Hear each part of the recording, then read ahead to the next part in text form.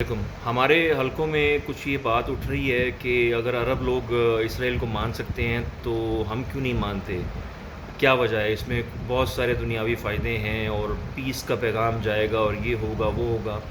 اور حسن نثار نے تو یہاں تک کہہ دیا اپنی ویڈیو میں، ابھی ریسنٹلی میں کل میں نے ان کی ویڈیو دیکھی ہے، وہ یہ حضرت فرما رہے ہیں کہ ہم جب درود ابراہیمی پڑھتے ہیں تو ہم جب حضرت ابراہیم علیہ السلام کی آل پر جب درود السلام بھیجتے ہیں تو وہ ان کی آل میں یہودی بھی شامل ہیں. تو میرا ان حضرت سے اور باقی لوگوں سے بھی مطالبہ ہے کہ تھوڑا سا نالج لے لیں، قرآن کا بھی اور حدیث کا بھی تھوڑا سا اوتھینٹک نالج لے لیں، تو آپ کو بہت سارے آپ کی جو آپ کی مس انڈرسٹینڈنگز ہیں نا اسلام کو لے کے، وہ دور ہو جائیں گے اور آپ کو فائدہ ہوگا انشاءاللہ تعالیٰ. اور آپ کے جو فالوورز ہیں ان تک بھی اچھا پیغام جائے گا، نہ کہ آپ کا یہ جو مس انڈرسٹینڈنگ ہے وہ آپ ان میں بھی پھیلا رہے ہیں، تو اپنے ساتھ ساتھ آپ ان کو بھی گمراہ کر رہے ہیں. تو میری آپ سے ریکویسٹ ہے کہ تھوڑا سا دین کو سمجھنے کی کوشش کریں. اگر آپ دین کو سمجھنے کے لیے آپ کے پاس ٹائم نہیں ہے تو at least don't talk about religion. میں آپ سے ریکویسٹ کرتا ہوں آپ قرآن پڑھیں، میں آپ کو دعوت دیتا ہوں.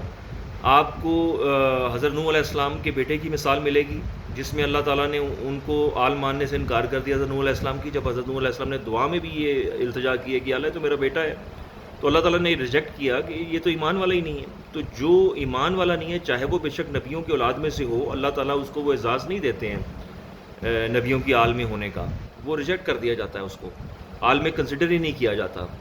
تو یہی چیز آپ دیکھ لیں کہ نبی پاک صلی اللہ علیہ وسلم کے چچا ہیں، ان کے بارے میں قرآن کی صورت آ گئی ہے کہ ان کو اللہ تعالیٰ نے دوزخ میں ڈالنا ہے. نبی پاک صلی اللہ علیہ وسلم کے سگے چچا ہیں اور یہ حضرت اسماعیل علیہ السلام کی اولاد میں سے ہیں، اور آف کورس حضرت ابراہیم علیہ السلام کی آل میں سے بھی ہو گئے. اگر بلڈ لائن سے آپ دیکھیں جو بقول حضرت حسن نثار صاحب کے، تو نبی پاک صلی اللہ علیہ وسلم کے چچا کے بارے میں تو اللہ تعالیٰ نے قرآن کی آیت اتار دی ہے، صورت اتار دی ہے، تبت یدا ابی لہب وتب. آپ پڑھ لیں، اس کی اسٹڈی کر لیں. نبی پاک صلی اللہ علیہ وسلم کے سگے چچا ہیں، حضرت ابراہیم علیہ السلام کے اولاد میں سے بھی ہیں، اس کے باوجود اللہ تعالیٰ ان کو دوزخ میں ڈالیں گے.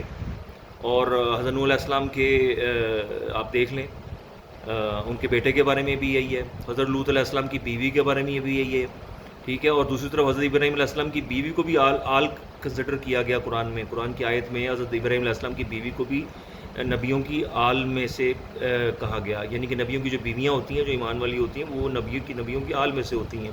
اور یہی چیز ہمیں ملی حضرت لوط علیہ السلام کی بیوی کے بارے میں بھی، ان کو بھی اللہ تعالیٰ نے کہہ دیا کہ یہ اللہ نے ان کو ریجیکٹ کر دیا کیونکہ ایمان والی نہیں تھی. تو یہی چیز ان پر بھی لاگو ہوتی ہے، یہودیوں پر بھی. یہودی بھی ایمان والے نہیں ہیں. یہودیوں کے بارے میں اگر آپ قرآن پڑھ لیں تو آپ کو پتہ چل جائے گا کہ ان کی خصلت کیا ہے. اللہ تعالیٰ بارہا بتا رہے ہیں کہ سرکش قوم ہے، انہوں نے کبھی بھی نبیوں کی نہیں مانی.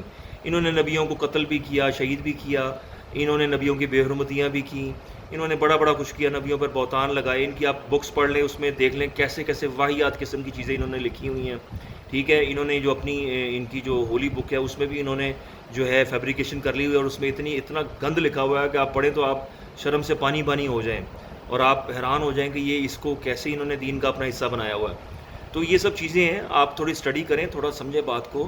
اور ایک اور چیز میں کلیئر کر دوں آپ کو کہ ہمارا ان سے مسئلہ یہ جو پاکستان کا اور اسرائیل کا جو آپس میں جو تناؤ ہے، جو چپکلش ہے، وہ اس وجہ سے نہیں کہ وہ یہودی اور مسلمان ہیں.